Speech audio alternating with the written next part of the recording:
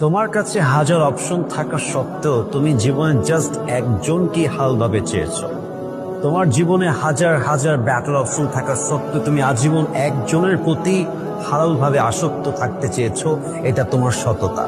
আর যাকে তুমি চেয়েছো সে তোমাকে বাদ দিয়ে অন্য কোথাও ব্যাটার অপশন খুঁজেছে, এটা তার ব্যর্থতা, এটা তার সততা নয়।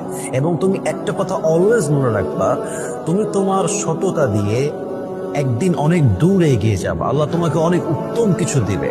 আর যে তোমার বিশ্বাস নিয়ে খেলেছে, যে তোমাকে বাদ দিয়ে অন্য কোথাও ব্যাটার অপশন খুঁজেছে, আল্লাহ তো উপরে আছেন। তুমি কেন হতাশ হয়ে যাও? তুমি কেন মন খারাপ করো? অচিরেই ওয়ালাসাউফা ইউতিকা রাব্বুকা ফাতারদা। Put your trust on your Lord and believe that indeed and verily your Lord will give you something that will definitely make yourself happy. ভরসা রাখো আল্লাহর উপরে। আল্লাহ এমন কিছু তোমাকে দিবে, এত উত্তম কিছু দিবে, তুমি কখনো কল্পনাই করতে পারবে না।